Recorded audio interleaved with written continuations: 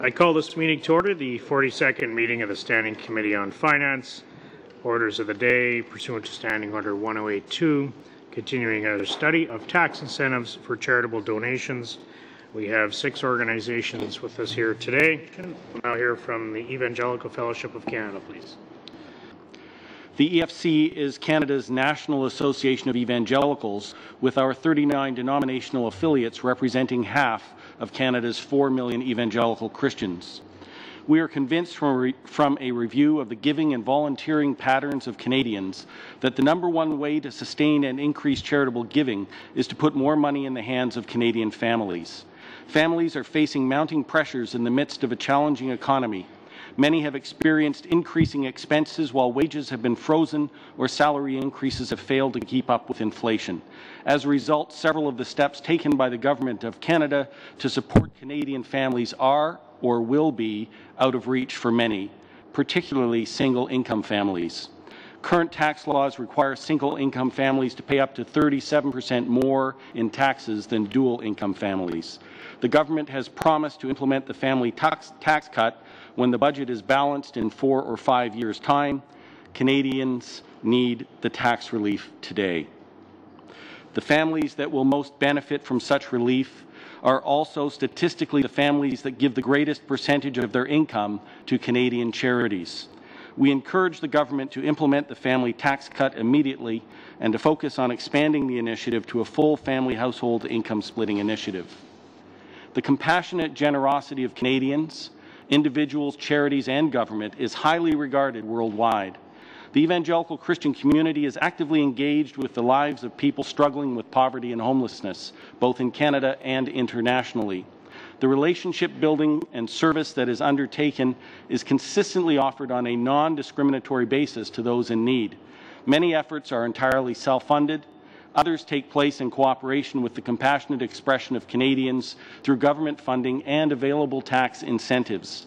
The Canadian Christian community has long been a leader in caring for the less fortunate in Canada, from church groups inspired to serve sandwiches on the street corner to those providing refuge in extreme cold or the operation of multi-million-dollar addictions rehab centers, hostels, and food service programs.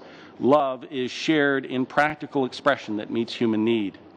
We encourage the Government of Canada to continue to partner with these effective organizations, thus enhancing and encouraging the generosity of Canadians and maximizing the impact of government expenditures. We also affirm the recommendations made in the 2011 All-Party Report of the HUMA Committee to establish a national poverty reduction strategy and develop in partnership with the provinces and territories a national housing strategy. Canadians are also recognized as among world leaders in the international development and emergency aid community. The Government of Canada is encouraged to continue to work cooperatively with organizations that have positive impact on the ground in foreign nations, continuing to provide incentives for Canadians to give, strategically matching donor dollars where appropriate, and reflecting Canadians' generosity in the financial expression of our federal government. With all levels of government, school boards, municipal, provincial, and federal, talking austerity and restraint, it is increasingly important that the charitable sector be supported as we are called upon to rise to meet the growing needs for our services. Statistics Canada has identified 6 top reasons Canadians offer for making a donation: compassion toward those in need, personal belief in the cause, contribution to the community, personally affected by the cause, religious beliefs, and the income tax credit. Just over half say they would increase their charitable giving if they were given a better tax credit. Those who attend religious services weekly or more give 3.5 times more to charity.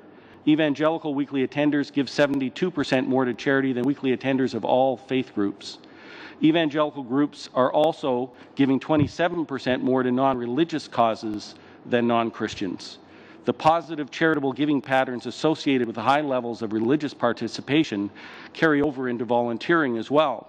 Advancement of religion has long been recognized as a charitable purpose that means more than attendance at weekly church meetings. Evangelical Christians understand reasonable worship to include both the church service and community service. For us, advancement of religion includes the ability to engage in the public square through the provision of benevolent services to others and the presentation of biblical principle-based positions on public policy matters and other issues of concern, advancing the good of neighbourhoods, the nation, and those in need around the world. The EFC encourages the Government of Canada to give serious consideration to the tax credit proposals made by Cardis, Imagine Canada, and others to enhance Canadians' incentives to continue in their generosity toward others.